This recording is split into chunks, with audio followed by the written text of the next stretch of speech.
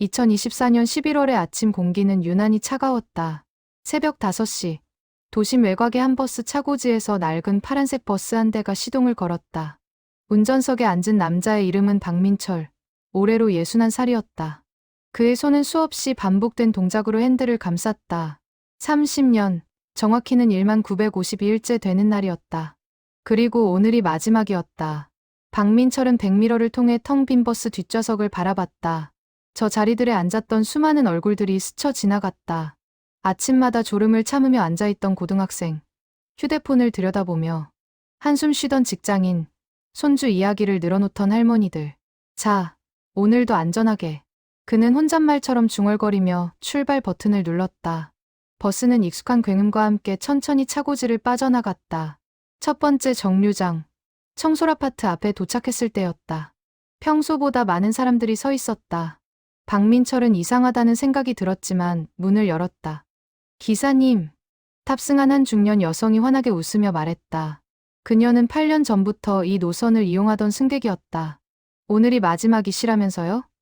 SNS에서 봤어요. 박민철은 놀란 표정을 감추지 못했다. 버스 회사 게시판에 조용히 올렸던 은퇴 소식이 어떻게 퍼진 걸까? 그는 쑥스럽게 고개를 끄덕였다. 버스가 시내로 들어갈수록 승객들이 점점 늘어났다. 이상했다. 평일 아침 출근 시간도 아닌데 좌석이 금세 찼다. 그리고 그들 대부분이 박민철을 아는 듯한 눈빛으로 바라봤다. 기사님, 저 기억하세요? 10년 전에 학교 늦어서 울고 있었던 학생이요. 20살 정도 되어 보이는 청년이 다가와 말했다. 박민철은 기억을 더듬었다. 그렇다. 중학교 교복을 입고 눈물을 글썽이던 아이가 있었다. 그때 박민철은 정규 노선을 벗어나 학교 앞까지 데려다 준 적이 있었다. 어머, 그때 그 학생이? 네. 덕분에 졸업식 참석할 수 있었어요. 꼭 감사 인사 드리고 싶었어요. 청년의 말에 주변 승객들도 하나둘 자신의 이야기를 꺼내기 시작했다. 박민철은 당황스러우면서도 가슴 한편이 따뜻해지는 것을 느꼈다. 버스는 천천히 달렸다. 박민철은 평소보다 더 조심스럽게 핸들을 잡았다. 30년간 단 한 번도 사고를 낸 적이 없었다. 그것이 그의 자랑이었고 승객들에 대한 최소한의 예의라고 생각했다. 기사님은 항상 정시에 오셨어요. 한 직장인 여성이 말했다. 그녀는 5년째 같은 시간, 같은 정류장에서 이 버스를 탔다. 덕분에 한 번도 지각한 적이 없었어요. 다른 버스들은 늦거나 일찍 가버리는데 기사님 버스는 딱 시간 맞춰 오셨죠. 박민철은 빙그레 웃었다. 정시 운행. 그것은 그가 가장 중요하게 여긴 원칙이었다. 누군가는 이 버스를 기다리며 중요한 약속을 지키려 할 것이고 누군가는 이 버스 시간에 맞춰 하루를 계획할 것이다. 그 작은 신뢰를 지키는 것이 자신의 임무라고 생각했다. 버스가 중앙시장 정류장에 멈췄을 때였다. 60 중반쯤 되어 보이는 할머니 한 분이 천천히 올라타셨다. 박민철은 할머니가 자리에 앉을 때까지 기다렸다가 출발했다. 언제나 그랬듯이. 기사님, 할머니가 조심스럽게 불렀다. 박민철은 백미러로 할머니를 봤다. 15년이네요. 내가 이 버스를 탄지. 할머니의 목소리에는 애틋함이 묻어났다. 남편 병원 갈 때마다 기사님 버스를 탔어요. 기사님은 항상 내가 내릴 때까지 기다려주셨죠. 다른 기사들은 다 내리지도 않았는데 출발하곤 했는데. 박민철은 가슴이 뭉클해졌다. 그는 단지 당연한 일을 했을 뿐이었다. 노인들의 느린 걸음을 배려하는 것, 장애인이 안전하게 탑승할 수 있도록 돕는 것, 아이들이 다치지 않도록 조심하는 것. 그저 사람으로서 마땅히 해야 할 일들이었다. 버스는 시내 중심가를 지났다. 30년 전만 해도 낡은 건물들 뿐이던 이 거리가 이제는 고층 빌딩으로 가득했다. 세월은 많은 것을 바꿔놓았지만 박민철의 노선은 변하지 않았다. 그는 같은 길을, 같은 시간에, 같은 마음으로 운행했다. 기사님, 사진 한 장만 찍어도 될까요? 한 대학생이 물었다.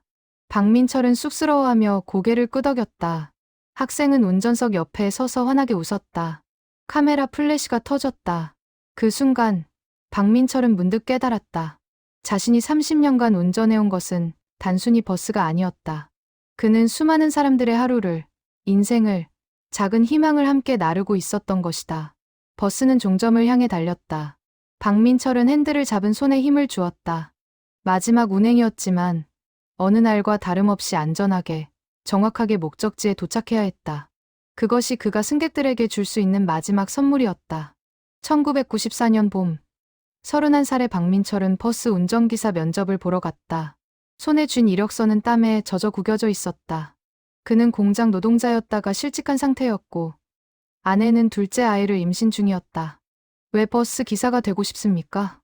면접관의 질문에 박민철은 솔직하게 답했다. 사람들을 안전하게 목적지까지 모시는 일이 의미 있을 것 같습니다. 그는 합격했다. 그리고 일주일간의 교육을 받은 후 생애 첫 운행을 시작했다. 손은 떨렸고 핸들을 잡은 손바닥은 땀으로 미끄러웠다. 첫 승객은 70대쯤 되어 보이는 할아버지였다. 박민철은 할아버지가 계단을 오를 때 자리에서 일어나 부축했다. 할아버지는 고맙다며 주름진 손으로 그의 어깨를 두드렸다. 젊은 사람이 인심이 좋구만. 그 말 한마디가 박민철의 가슴에 오래 남았다. 그는 그날부터 노인 승객이 탈 때마다 조금 더 천천히 출발했다. 아이들이 탈 때는 안전띠를 매는지 확인했다. 임산부가 보이면 자리를 권했다. 초보 시절에 실수도 많았다. 한 번은 급정거를 해서 승객들이 앞으로 쏠린 적이 있었다. 박민철은 마이크를 잡고 진심으로 사과했다. 죄송합니다. 제가 아직 서툴러서 더 조심하겠습니다. 그의 목소리에는 진정성이 있었다. 승객들은 놀랍게도 화를 내지 않았다. 오히려 격려의 말을 건넸다. 괜찮아요, 기사님. 누구나 처음은 있는 거죠. 천천히 안전하게만 가면 돼요. 박민철은 그 말들을 잊지 않았다. 그는 매일 출근할 때마다 다짐했다. 오늘도 모든 승객을 안전하게, 편안하게 모시겠다고. 첫 해가 지나고 두 해가 지났다. 박민철은 점점 능숙한 기사가 되어갔다. 그는 노선의 모든 굴곡을 외웠고 어느 시간대에 승객이 많은지 알았다. 그리고 무엇보다 사람들의 얼굴을 기억하기 시작했다. 매일 아침 7시에 타는 고등학생, 점심시간마다 시장을 오가는 아주머니들, 저녁이면 피곤한 얼굴로 집으로 향하는 직장인들. 박민철은 그들 하나하나가 소중한 이유로 이 버스를 탄다는 것을 알았다. 어느 날, 한 젊은 여성이 울면서 버스에 탔다. 박민철은 백미러로 그녀를 지켜봤다. 여성은 손으로 얼굴을 가리고 흐느꼈다. 그는 마지막 정류장에서 여성을 조용히 불렀다. 괜찮으세요? 여성은 고개를 들어 박민철을 봤다. 그의 눈에는 진심 어린 걱정이 담겨 있었다. 힘든 일이 있으신가 봐요. 제가 도울 수는 없지만 내일은 좀 나아지실 겁니다. 여성은 눈물을 닦으며 고개를 끄덕였다. 그리고 일주일 후 그녀는 다시 박민철의 버스에 탔다. 이번에는 웃는 얼굴로. 기사님, 그때 정말 고마웠어요. 박민철은 그저 빙그레 웃었다. 그는 자신이 한 일이 대단하다고 생각하지 않았다. 그저 한 사람이 힘들어할 때 옆에 있어준 것뿐이었다. 3년째 되던 해, 박민철은 우수기사 표창을 받았다. 무사고 운행과 친절 서비스를 인정받은 것이었다. 시상식에서 그는 간단한 소감을 말했다.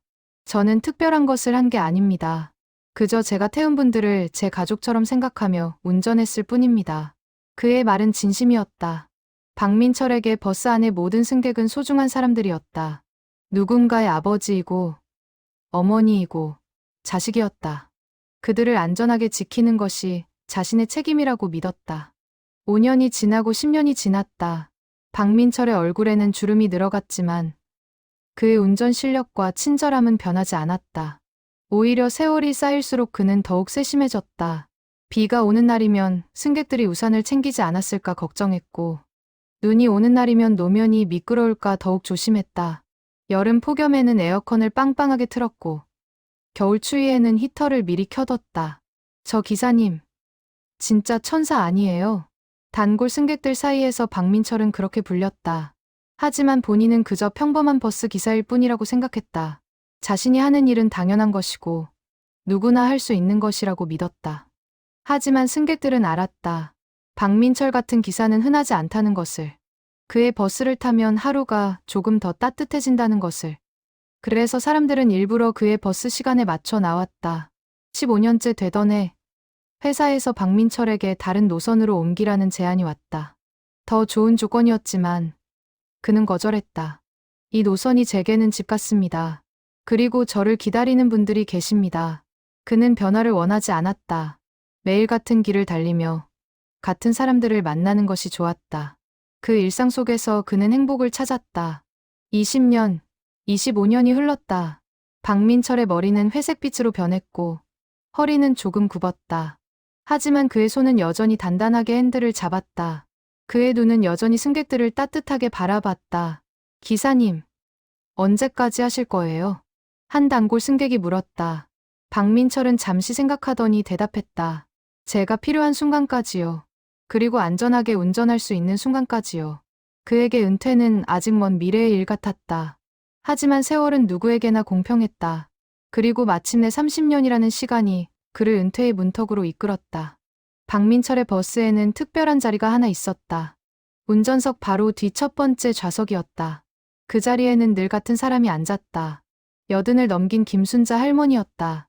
2009년부터 15년간 할머니는 매주 화요일과 금요일 오전 9시 버스를 탔다. 목적지는 시립병원이었다. 치매를 앓던 남편을 간병하러 가는 길이었다. 기사님, 오늘도 잘 부탁해요. 할머니는 늘 같은 인사를 했다. 박민철은 할머니가 완전히 자리에 앉을 때까지 기다렸다가 출발했다. 다른 승객들이 재촉해도 그는 서두르지 않았다. 어느 겨울날 할머니가 눈길에 미끄러질 뻔한 적이 있었다. 박민철은 즉시 차를 세우고 내려가 할머니를 부축했다. 그의 외투에 눈이 소복이 쌓였지만 그는 개의치 않았다. 조심하세요. 할머니, 천천히 가시면 됩니다. 할머니는 박민철의 팔을 꽉 잡고 조심조심 버스에 올랐다. 그날 이후 눈이 오는 날이면 박민철은 특별히 할머니 정류장 앞에서 더 천천히 멈췄다. 2018년 어느 날 할머니는 버스에서 내리며 조용히 말했다. 기사님, 오늘 우리 영감이 세상을 떠났어요. 박민철은 말문이 막혔다.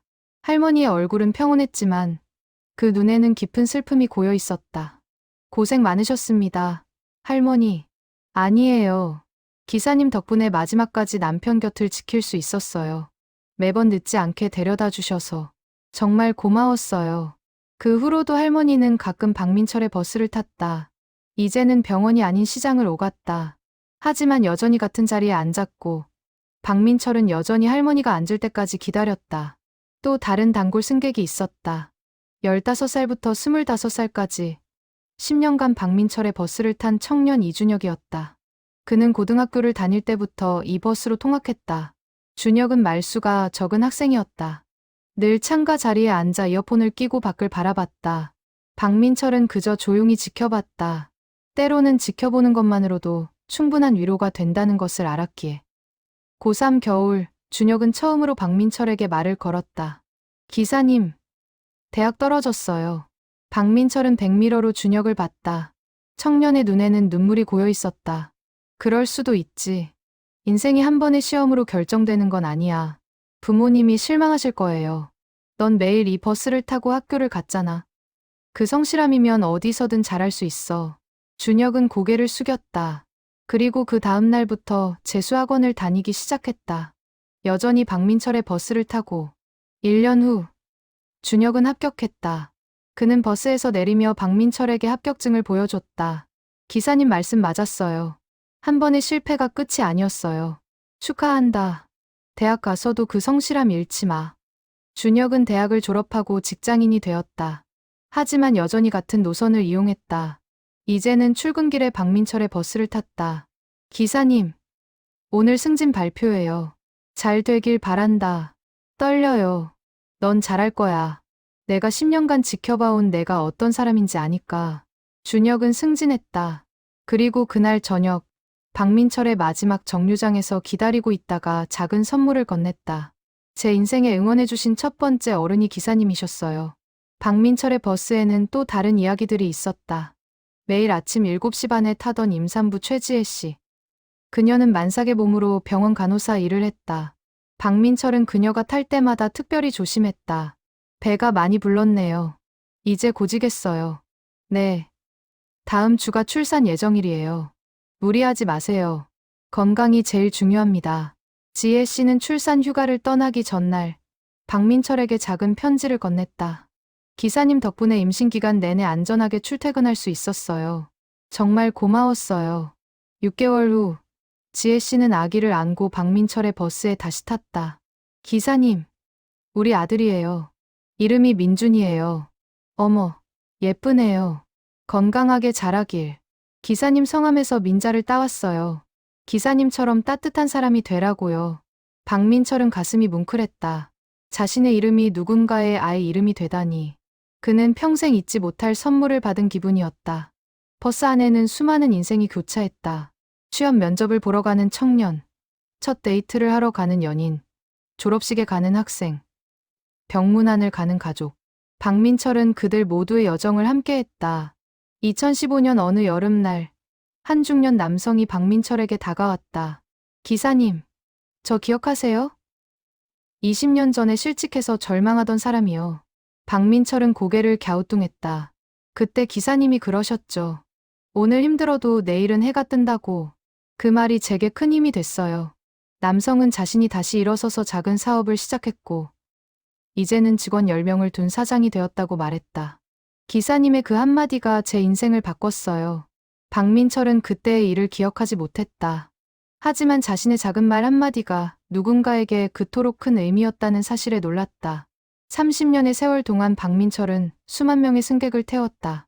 그들 모두가 자신만의 이야기를 가지고 있었고, 박민철은 그 이야기의 작은 한 페이지였다. 하지만 그 작은 한 페이지가 때로는 누군가의 인생을 바꾸는 전환점이 되기도 했다. 박민철은 자신을 영웅이라고 생각하지 않았다. 그는 그저 자신의 일을 성실하게 했을 뿐이었다. 하지만 그를 만난 사람들은 알았다. 진짜 영웅은 화려한 무대 위에 있는 것이 아니라 우리 곁에서 묵묵히 자신의 자리를 지키는 사람이라는 것을. 2008년 겨울, 폭설이 내린 날이었다. 도로는 얼어붙었고 대부분의 버스가 운행을 중단했다. 하지만 박민철은 출근했다. 그를 기다리는 사람들이 있을 것이라고 생각했기 때문이었다. 첫 번째 정류장에 한 명이 서 있었다. 대학 입시를 앞둔 고3 학생이었다. 그날은 중요한 모의고사가 있는 날이었다. 기사님, 학생은 눈물을 글썽이며 버스에 올랐다. 다른 버스들은 다 끊겼는데 기사님 버스가 올 줄은 몰랐어요. 시험 보러 가야지. 조심히 모셔다 드릴게. 박민철은 평소보다 2배의 시간을 들여 학교 앞까지 갔다. 노면은 미끄러웠고 시야는 좋지 않았다. 하지만 그는 한치의 사고도 없이 안전하게 도착했다. 기사님, 정말 감사합니다. 학생은 90도로 허리를 숙여 인사했다. 그리고 그 학생은 훗날 의사가 되어 박민철을 다시 만났다. 그날의 이야기를 들려주며 고마움을 전했다. 2012년 여름, 또 다른 사건이 있었다. 오후 4시쯤, 한 젊은 엄마가 3살쯤 된 아이와 함께 탔다. 아이는 열이 높아 보였고, 엄마는 초조한 표정이었다. 저기, 기사님. 아이가 열이 너무 높아서요. 빨리 병원에 가야 하는데. 박민철은 즉시 상황을 파악했다. 그는 정규 노선을 살짝 벗어나 가장 가까운 대학병원 응급실 앞에 차를 세웠다. 여기가 제일 빠릅니다. 빨리 가보세요. 정말 감사합니다. 엄마는 아이를 안고 뛰어내렸다. 다른 승객들은 불평하지 않았다. 오히려 박민철의 결정에 박수를 보냈다. 일주일 후, 그 엄마는 과일 바구니를 들고 버스에 다시 탔다. 기사님 덕분에 아이가 골든타임을 놓치지 않았어요. 의사 선생님이 조금만 늦었어도 위험했을 거라고 하셨어요. 박민철은 과일 바구니를 정중히 사양했다. 하지만 엄마의 감사 인사는 받았다. 그것만으로 충분했다. 2016년 봄, 박민철은 버스 안에서 이상한 냄새를 맡았다. 가스 냄새 같기도 하고 타는 냄새 같기도 했다. 그는 즉시 차를 세우고 모든 승객을 대피시켰다. 혹시 모르니 모두 내려주세요. 안전이 최우선입니다. 승객들이 다 내린 후 박민철은 버스를 점검했다. 엔진룸에서 작은 화재가 발생하기 직전이었다.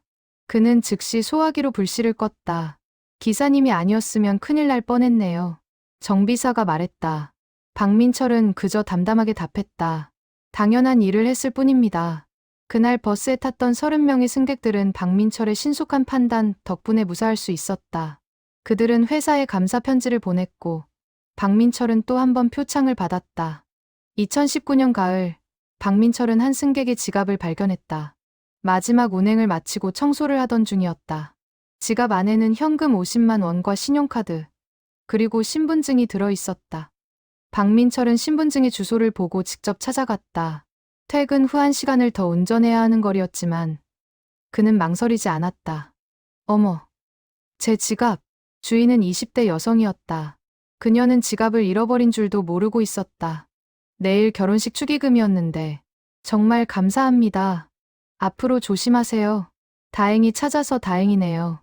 여성은 사례금을 주려 했지만 박민철은 손사래를 쳤다. 당연한 일을 했을 뿐입니다. 좋은 일 있으시길. 이런 일은 한두 번이 아니었다. 30년간 박민철이 주인에게 돌려준 분실물은 헤아릴 수 없을 정도였다. 휴대폰, 지갑, 가방, 심지어 노트북까지. 그는 단 한 번도 다른 마음을 먹은 적이 없었다. 기사님, 왜 그렇게까지 하세요? 후배 기사가 물었다. 박민철은 웃으며 답했다. 내 물건이 아니니까 주인에게 돌아가야지.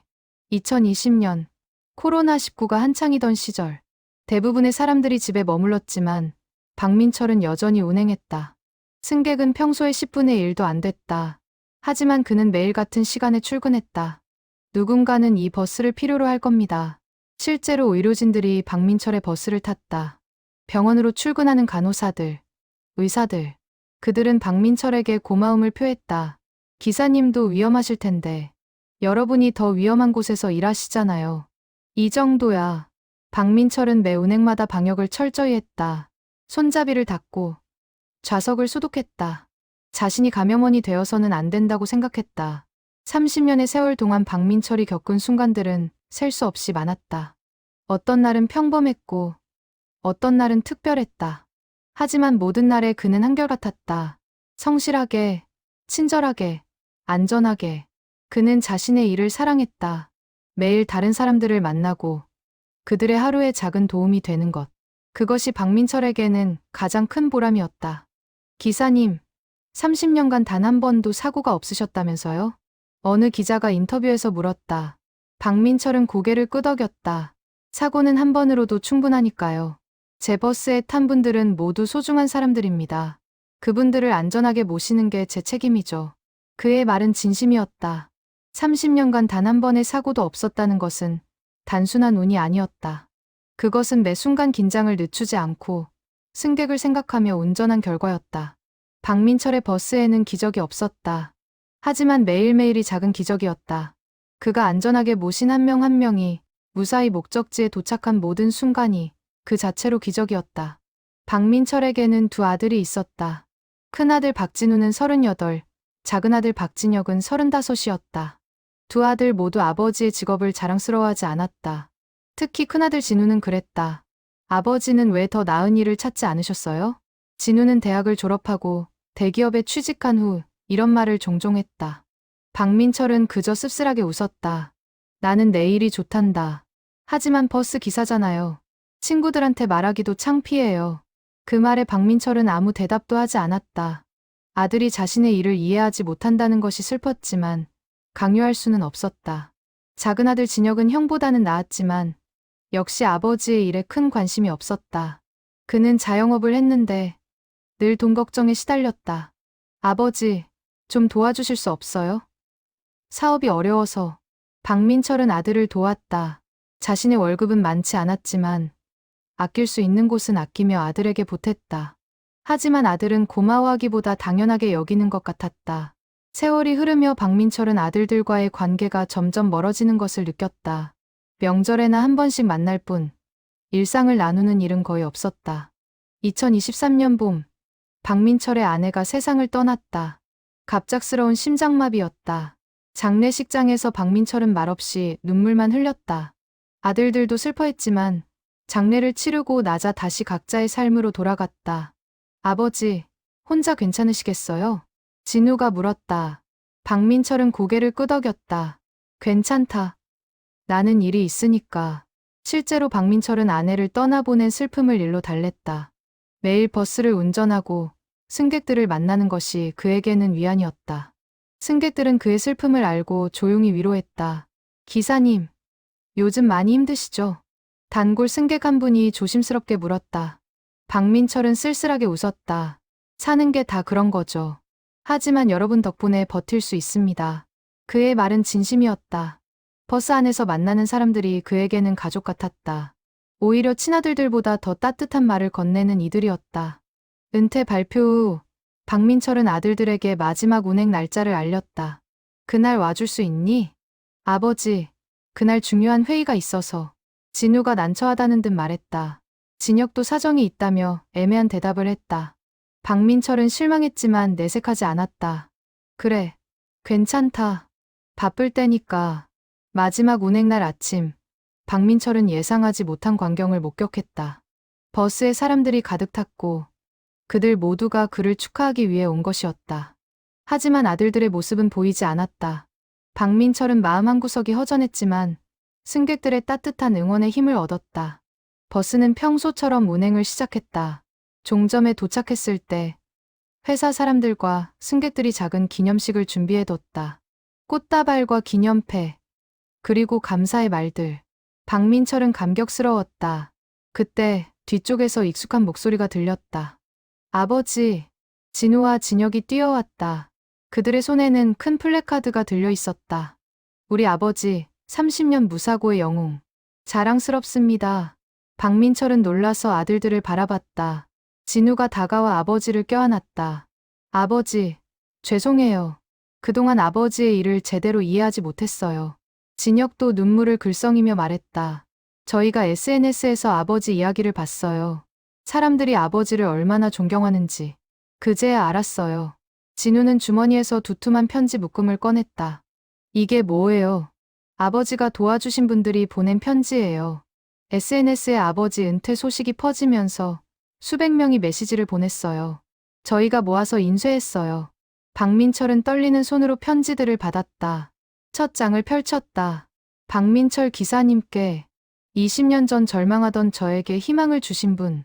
기사님 덕분에 다시 일어설 수 있었습니다. 진심으로 감사드립니다. 두 번째 편지를 읽었다. 기사님, 10년간 매일 아침 저를 안전하게 학교에 데려다 주셔서 감사했습니다.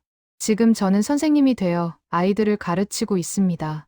기사님처럼 따뜻한 어른이 되고 싶습니다. 편지는 계속 이어졌다. 수백 명의 사람들이 박민철에게 감사를 전했다. 그가 기억하지 못하는 작은 친절들이 누군가에게는 평생 잊지 못할 순간이었다. 진우가 아버지의 어깨에 손을 올렸다. 아버지, 저는 대기업 부장이지만 이렇게 많은 사람들에게 사랑받지 못해요. 아버지가 얼마나 위대한 일을 하셨는지 이제야 알았어요.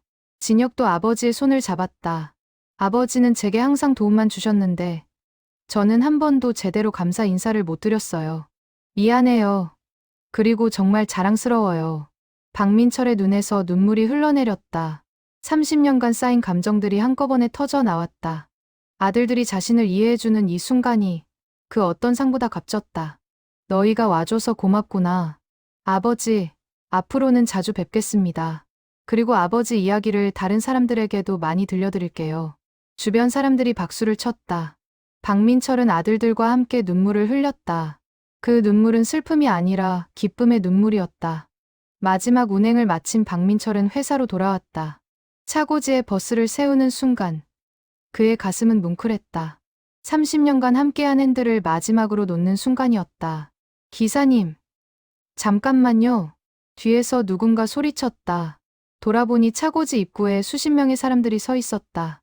모두 박민철의 단골 승객들이었다. 여러분, 어떻게? 기사님 마지막 날인데 그냥 보낼 수 없죠. 김순자 할머니가 앞으로 나왔다. 그녀의 손에는 예쁘게 포장된 상자가 들려 있었다. 기사님, 우리가 준비한 게 있어요. 상자를 열자 두툼한 앨범이 나왔다. 표지에는 박민철 기사님과 함께한 30년이라고 쓰여 있었다. 첫 페이지를 넘기자 1994년 박민철의 모습이 있었다. 젊은 얼굴로 버스 앞에서 찍은 사진이었다. 누군가 그때 찍어둔 사진을 기증한 것이었다. 다음 페이지에는 승객들의 사진과 메시지가 빼곡했다. 1995년, 기사님 덕분에 첫 출근 지각하지 않았습니다. 이철수, 2000년, 할머니가 넘어졌을 때 직접 부축해주신 것 잊지 않습니다. 박영희, 2005년, 폭설날 학교에 데려다 주셔서 시험 볼 수 있었습니다. 김민지, 페이지마다 다른 사연, 다른 얼굴들이 있었다. 박민철이 기억하는 사람도 있었고, 기억하지 못하는 사람도 있었다. 하지만 모두가 그에게 감사를 전하고 있었다. 기사님, 이거 만드는데 3개월 걸렸어요. 이준혁이 웃으며 말했다. 그는 이제 IT 회사의 팀장이었다. SNS로 기사님의 단골 승객들을 모두 찾아냈어요. 200명이 넘게 사연을 보내주셨어요. 정말 이런 걸 준비해주다니. 박민철은 말을 잇지 못했다. 앨범의 마지막 페이지에는 승객 전원의 단체 사진이 있었다. 200명이 넘는 사람들이 감사합니다. 기사님, 이라고 쓴 플래카드를 들고 있었다. 그리고 이것도요. 최지혜 씨가 나왔다. 그녀의 옆에는 8살 정도 된 남자아이가 서 있었다. 기사님, 기억하세요? 제 아들 민준이에요. 기사님 이름을 따서 지었죠. 민준이가 박민철에게 그림을 건넸다. 크레파스로 그린 버스 그림이었다. 버스 운전석에는 웃는 얼굴의 기사가, 버스 안에는 행복한 승객들이 가득했다. 할아버지, 나중에 커서 할아버지처럼 버스 기사 할래요. 민준이의 말에 주변 사람들이 웃었다. 박민철은 아이를 꼭 안아주었다. 민준아, 내가 어떤 일을 하든 할아버지처럼 사람들에게 친절하렴. 네. 그때 한 무리의 사람들이 큰 상자를 들고 왔다. 기사님, 이건 저희가 함께 모은 거예요. 상자 안에는 편지가 가득했다. 수백 통의 감사 편지였다. 그리고 그 옆에는 작은 액자가 있었다. 액자 안에는 이런 문구가 적혀 있었다. 박민철 기사님께, 당신은 우리의 작은 영웅입니다.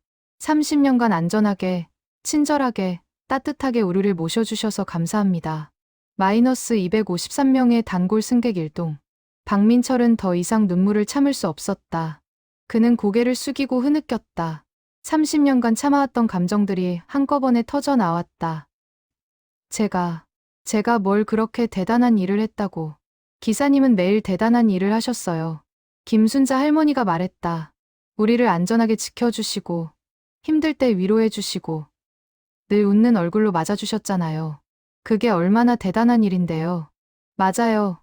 기사님은 우리 인생의 일부예요. 다른 승객도 말을 이었다. 매일 아침 기사님 버스를 타는 게 하루의 시작이었어요. 기사님이 안 계시면 뭔가 허전할 것 같아요. 사람들은 하나씩 박민철에게 다가와 악수를 청했다. 포옹을 나누었다. 감사의 말을 전했다. 박민철은 한 사람 한 사람과 눈을 마주치며 고개를 숙였다. 제가 더 감사합니다. 여러분 덕분에 30년을 행복하게 일할 수 있었어요.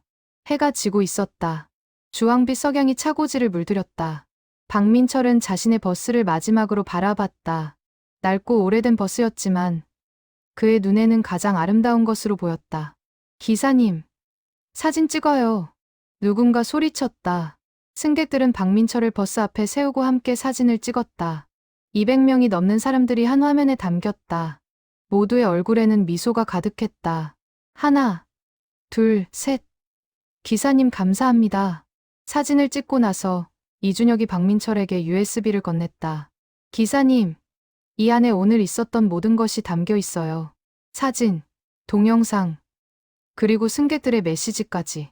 나중에 꼭 보세요. 정말 고맙구나. 아니에요. 기사님이 더 고마우셨죠. 사람들은 천천히 돌아가기 시작했다. 하지만 가기 전에 모두 박민철과 마지막 인사를 나눴다. 어떤 이는 눈물을 흘렸고, 어떤 이는 환하게 웃었다. 기사님, 건강하세요. 기사님 같은 분이 더 많았으면 좋겠어요. 기사님은 진짜 영웅이에요. 박민철은 모두가 떠날 때까지 손을 흔들었다. 그리고 마지막 한 사람이 사라지자 그는 버스에 기대어 서서 하늘을 올려다봤다. 여보, 보고 있어요? 내가 30년을 잘 마쳤어요. 하늘에서는 대답이 없었다. 하지만 박민철은 아내가 미소 짓고 있을 것이라고 믿었다. 그날 밤 집에 돌아온 박민철은 USB를 컴퓨터에 꽂았다. 화면에는 수백 개의 파일이 있었다.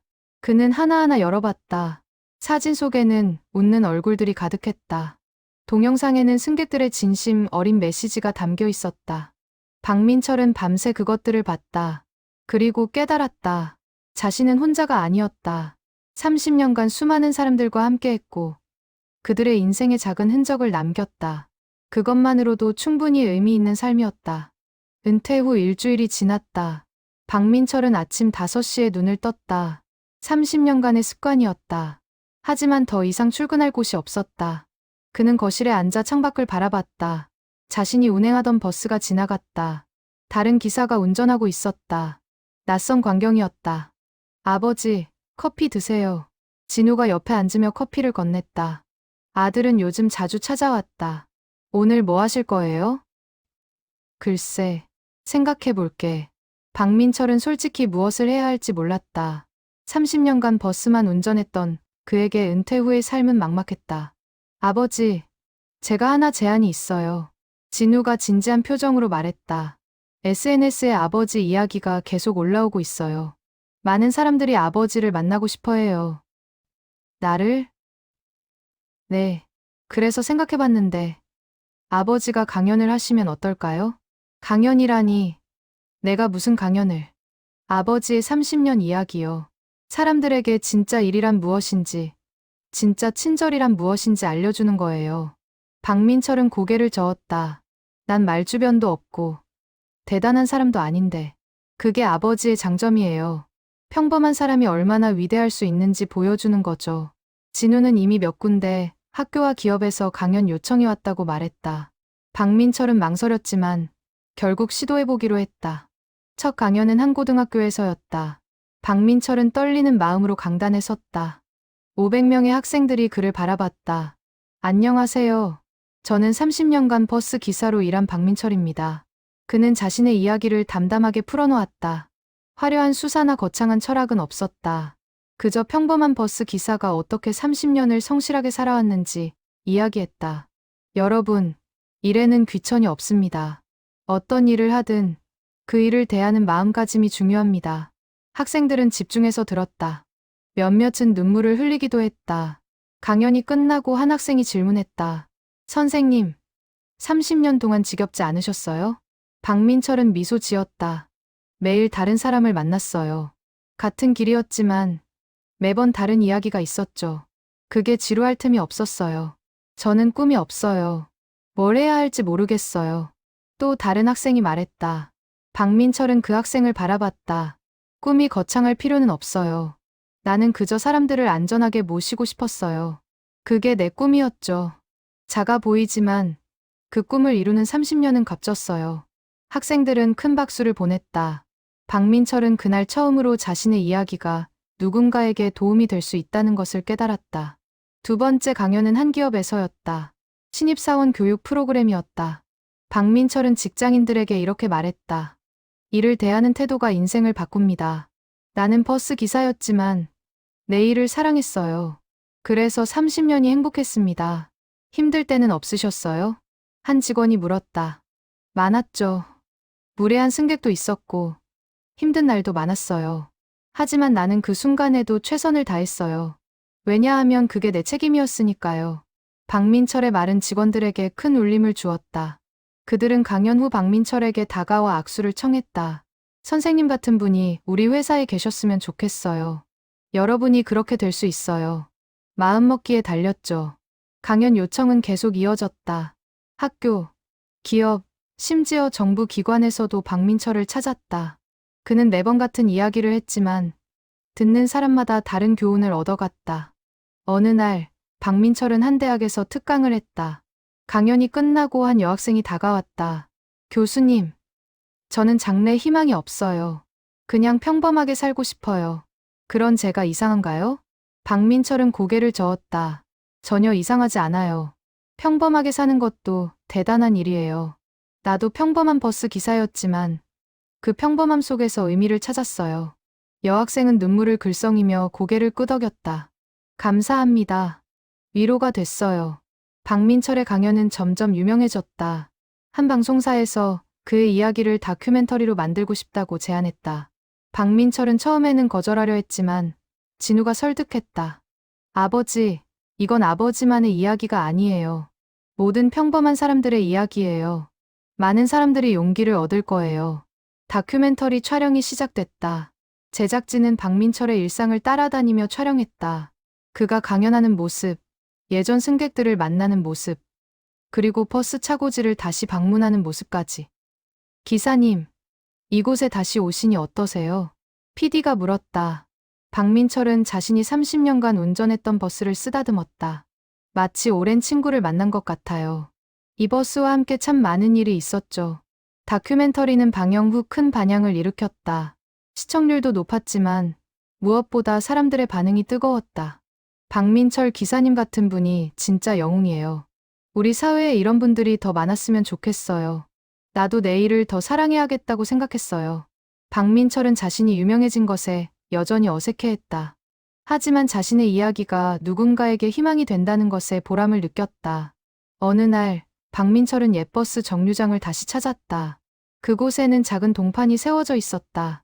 이곳에서 30년간 우리를 안전하게 모신 박민철 기사님을 기립니다. 단골 승객 1동. 박민철은 동판을 만지며 미소 지었다. 그는 자신이 한 일이 이렇게 기억될 줄은 몰랐다. 여보, 내가 잘했죠? 그는 하늘을 올려다보며 중얼거렸다. 아내가 자랑스러워할 것 같았다. 은퇴 후 1년이 지났다. 박민철의 삶은 은퇴 전과는 완전히 달라졌다. 하지만 그의 마음가짐은 변하지 않았다. 여전히 성실하게, 진실하게 사람들을 대했다. 아버지, 행복하세요? 진혁이 물었다. 박민철은 고개를 끄덕였다. 응, 여전히 사람들을 만나고 도움을 주고 있으니까. 다만 버스 대신 말로 하는 거지. 박민철의 두 번째 인생은 이제 막 시작되었다. 그리고 이번에도 그는 많은 사람들에게 희망과 용기를 나르는 역할을 하고 있었다. 박민철의 강연이 유명해지면서 그를 찾아오는 사람들이 늘어났다. 30년 전에 그의 버스를 탔던 승객들이 하나둘 나타나기 시작한 것이다. 어느 날, 한 중년 여성이 박민철을 찾아왔다. 그녀는 40대 중반쯤 되어 보였고, 손에는 작은 선물 상자를 들고 있었다. 기사님, 저 기억하세요? 박민철은 고개를 갸우뚱했다. 여성은 웃으며 말했다. 25년 전에 학교 가는 길에 매일 울고 있던 학생이요. 박민철은 천천히 기억을 더듬었다. 그렇다. 고등학생 때 가정 문제로 힘들어하던 아이가 있었다. 그 아이는 매일 아침 버스 맨 뒷자리에서 조용히 눈물을 흘렸다. 아, 그때 그 학생이. 네, 그때 기사님이 어느 날 제게 조용히 말씀하셨죠. 힘들지. 하지만 넌 강한 아이야. 이겨낼 수 있어. 여성의 눈에 눈물이 고였다. 그 말 한마디가 저를 살렸어요. 정말로요. 저는 그때 세상을 포기하려고 했거든요. 박민철은 가슴이 먹먹해졌다. 지금은 뭐하니? 저는 지금 청소년 상담사예요. 기사님처럼 힘든 아이들에게 희망을 주는 일을 하고 있어요. 여성은 선물 상자를 건넸다. 안에는 그녀가 쓴 책이 들어있었다. 제목은 어둠 속의 작은 피지였다. 이 책에 기사님 이야기가 나와요. 제 인생을 바꾼 한마디에 대해서요. 박민철은 책을 펼쳤다. 한 챕터가 자신에게 받쳐져 있었다. 기사님, 제가 지금 여기 있는 건 기사님 덕분이에요. 정말 감사합니다. 다음 주에는 60대 남성이 찾아왔다. 그는 정장을 말끔하게 차려입고 있었다. 기사님, 20년 전에 실직해서 절망하던 사람 기억하세요? 박민철은 고개를 끄덕였다. 그 남성은 매일 아침 이력서를 가방에 넣고 다녔다. 박민철은 종종 그에게 응원의 말을 건넸다. 기억하지? 자네 결국 재취업했다며? 네. 그것뿐만이 아니에요. 지금은 작은 회사를 운영하고 있어요. 직원이 50명이나 됩니다. 남성은 명함을 건넸다. 회사 대표이사라고 적혀 있었다. 기사님이 그때 해주신 말씀이 있어요. 오늘이 바닥이면 내일은 올라갈 일만 남았다고. 그 말을 믿고 버텼어요. 잘 됐구만. 자네가 잘 이겨낸 거지. 아니요. 기사님이 희망을 주신 거예요. 그래서 오늘 제안이 하나 있습니다. 남성은 박민철에게 자신의 회사에서 직원 교육 강사로 와달라고 부탁했다. 우리 직원들에게 기사님의 이야기를 들려주세요. 진짜 일이란 무엇인지, 진짜 성실함이 무엇인지요. 박민철은 제안을 받아들였다. 그리고 그 회사에서 정기적으로 강연을 하게 되었다. 또 다른 날에는 젊은 부부가 찾아왔다. 그들은 아기를 안고 있었다. 기사님, 저희 기억하세요? 박민철은 잠시 생각하다가 기억해냈다. 10년 전, 그들은 연인이었다. 자주 함께 버스를 탔고, 박민철은 그들의 다정한 모습을 미소로 지켜봤다. 아, 그때 그 커플. 네. 저희 결혼했어요. 그리고 아기도 낳았고요. 축하한다. 아기 이름이 뭐니? 민서예요. 기사님 성함에서 민자를 따왔어요. 박민철은 또 한 번 감동했다. 자신의 이름이 이렇게 많은 아이들에게 전해지다니. 기사님, 저희 결혼식 때 초대하려고 했는데 연락처를 몰라서 못했어요. 오늘이라도 감사 인사 드리러 왔어요. 내가 뭘 했다고. 저희가 처음 만난 날이 기사님 버스에서였어요.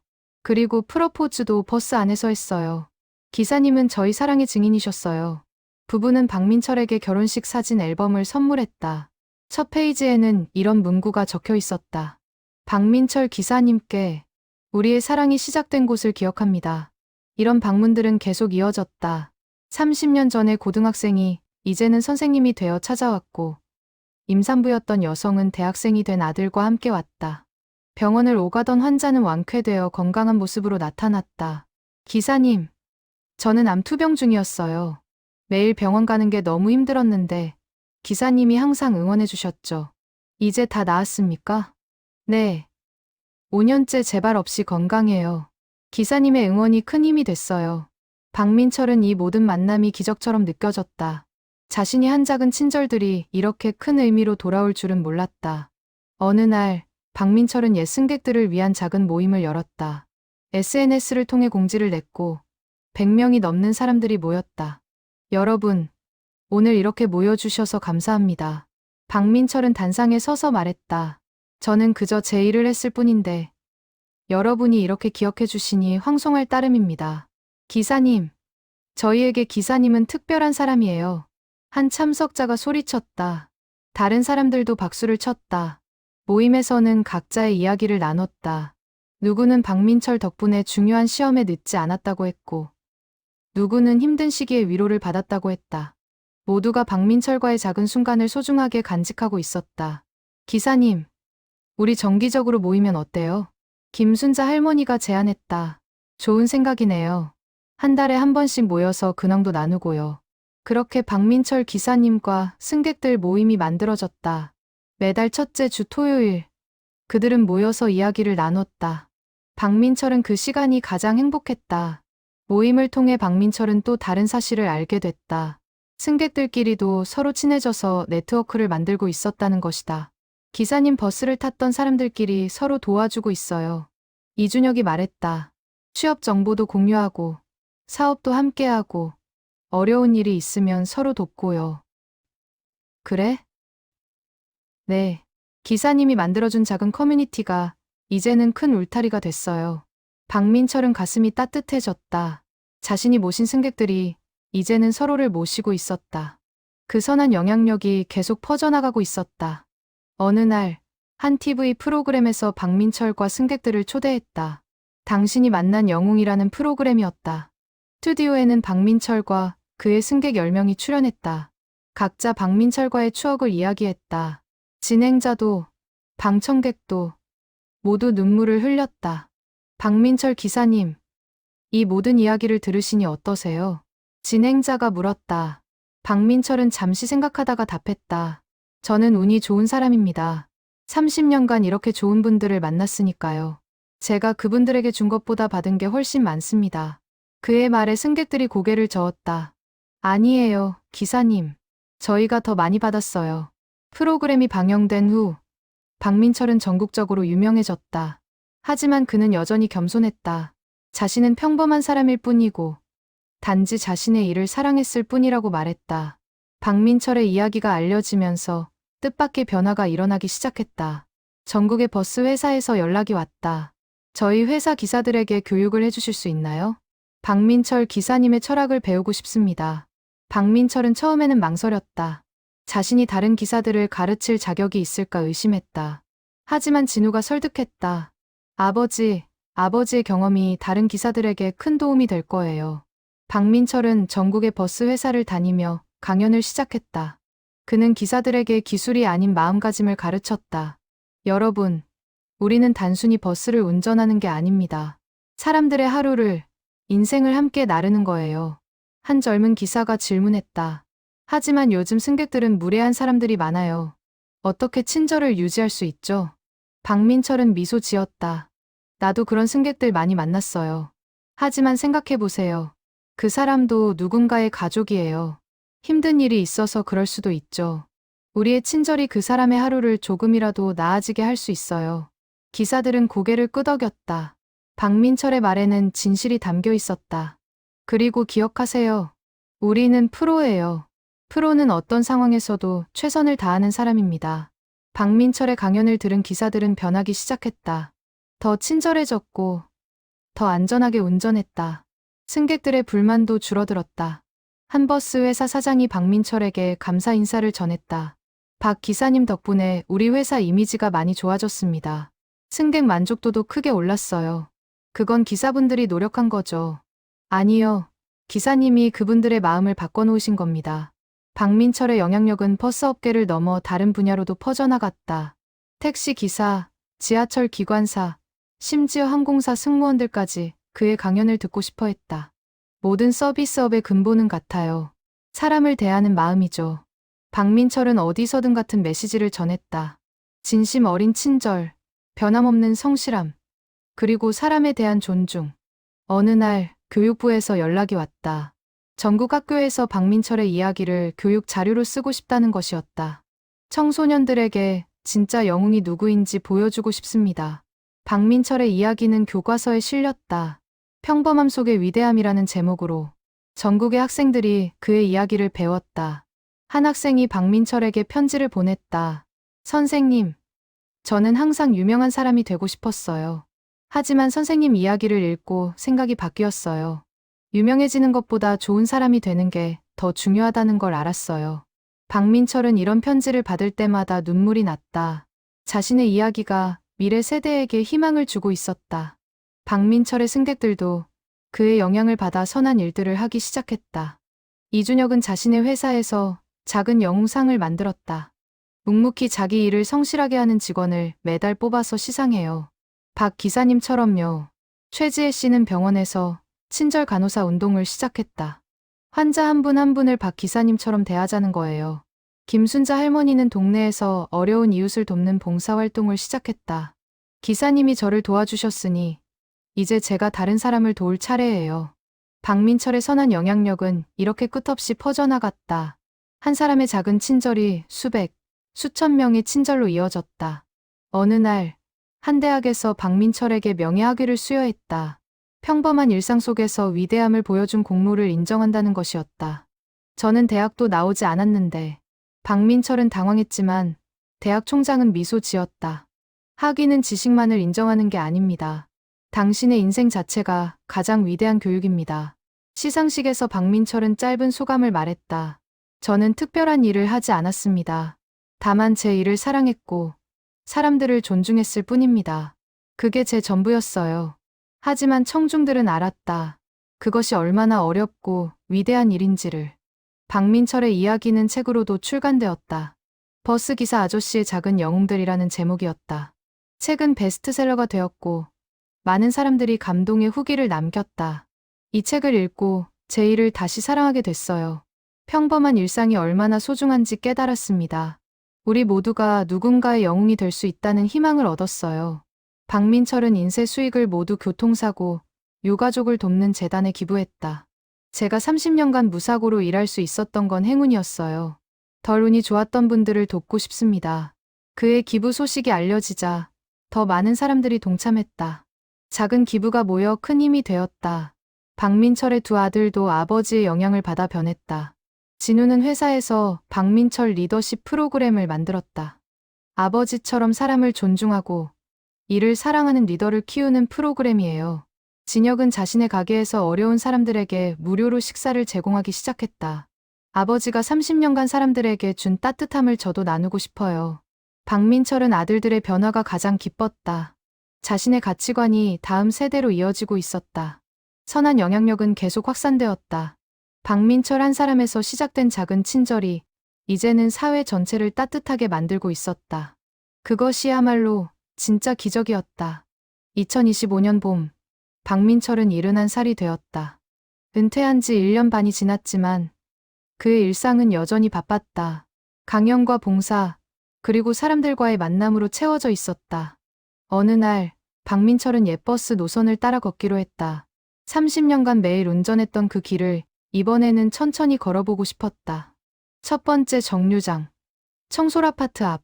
그곳에는 이제 새 아파트가 들어서 있었다. 하지만 정류장 이름은 그대로였다. 박민철은 벤치에 앉아 잠시 쉬었다.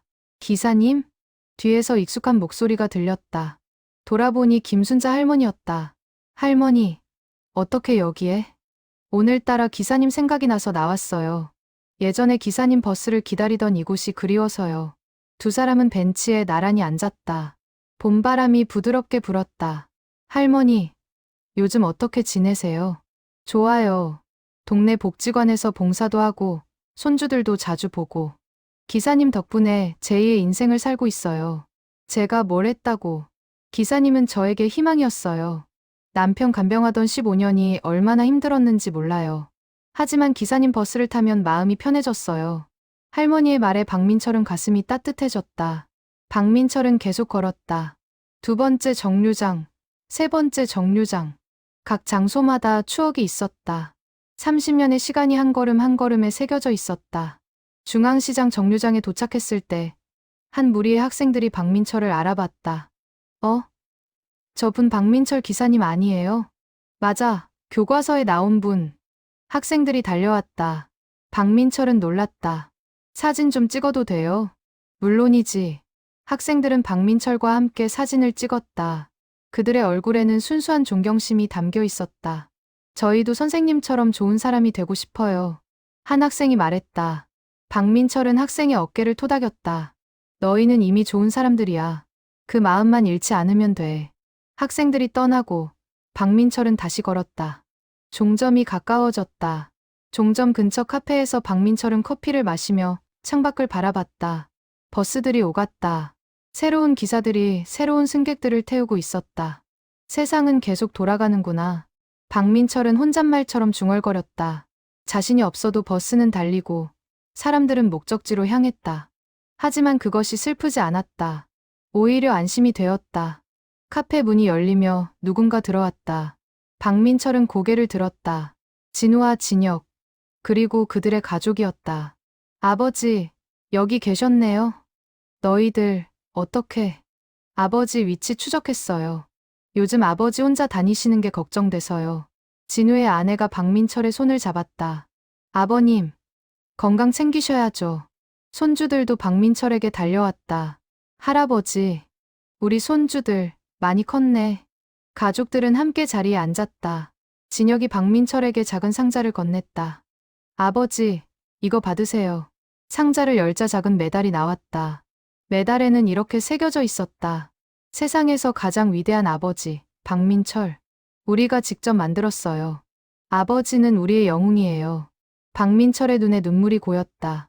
고맙다, 얘들아. 아버지, 저희가 더 고마워요. 아버지를 닮고 싶어요. 가족들과 시간을 보낸 후 박민철은 혼자 종점까지 걸어갔다. 그곳에는 그가 30년간 버스를 세우던 장소였다. 종점 옆 작은 공원에 새로운 것이 생겨 있었다. 박민철의 동상이었다. 크지 않은 사람 크기만 한 동상. 그는 버스 핸들을 잡고 미소 짓고 있었다. 동상 아래 동판에는 이렇게 적혀 있었다. 박민철 기사 1964. 30년간 이 노선을 무사고로 운행하며 수많은 이들에게 희망과 따뜻함을 전한 평범한 영웅. 진짜 영웅은 화려하지 않다. 묵묵히 자기 자리를 지키는 사람이다. 박민철은 동상 앞에 서서 한참을 바라봤다. 자신의 모습이 이렇게 영원히 남을 줄은 몰랐다. 여보, 보고 있어요? 내가 여기까지 왔어요. 그는 하늘을 올려다보며 아내에게 말을 걸었다. 구름 사이로 햇살이 따스하게 비쳤다. 공원 벤치에는 옛 승객들이 하나둘 모여들기 시작했다. 마치 약속이라도 한 듯이. 기사님, 오늘 여기 오실 것 같았어요. 이준혁, 최지혜, 그리고 수십 명의 얼굴들. 박민철의 30년을 함께한 사람들이었다. 여러분, 기사님 동상 제막식이 있다는 거 아셨죠? 우리가 몰래 준비했어요. 작은 제막식이 열렸다. 시장과 교육감, 그리고 버스 회사 사장이 축사를 했다. 박민철 기사는 우리 모두에게 귀감이 됩니다. 평범한 일을 위대하게 만드는 것. 그것이 진짜 영웅입니다. 박민철은 단상에 올라 마지막 인사를 했다. 저는 특별한 사람이 아닙니다. 여러분과 같은 평범한 사람입니다. 다만 한 가지, 저는 제 일을 사랑했고 사람들을 존중했습니다. 그것만으로도 행복한 30년이었습니다. 그의 말에 모두가 박수를 보냈다. 박수 소리가 오래도록 울려 퍼졌다. 해가 지고 있었다. 주황빛 석양이 공원을 물들였다. 박민철은 동상 옆에 서서 옛버스 노선을 바라봤다. 30년의 여정이 끝났지만 그의 이야기는 계속될 것이었다. 그가 심은 친절의 씨앗은 수많은 사람들의 마음속에서 자라나고 있었다. 박민철은 미소 지었다. 자신의 인생이 헛되지 않았다는 것을 알았다. 그는 버스 기사였지만 동시에 많은 사람들의 희망이었다. 밤하늘에 별이 하나둘 떠올랐다. 박민철은 마지막으로 하늘을 올려다봤다. 여보, 나 잘했죠? 우리 약속 지켰어요. 좋은 사람으로 살았어요. 바람이 부드럽게 불었다. 마치 아내의 대답처럼. 박민철, 30년간 한 길을 달린 버스 기사. 그는 평범했지만 위대했고 조용했지만 울림이 컸다. 그리고 영원히 사람들의 마음속에 작은 영웅으로 남을 것이었다.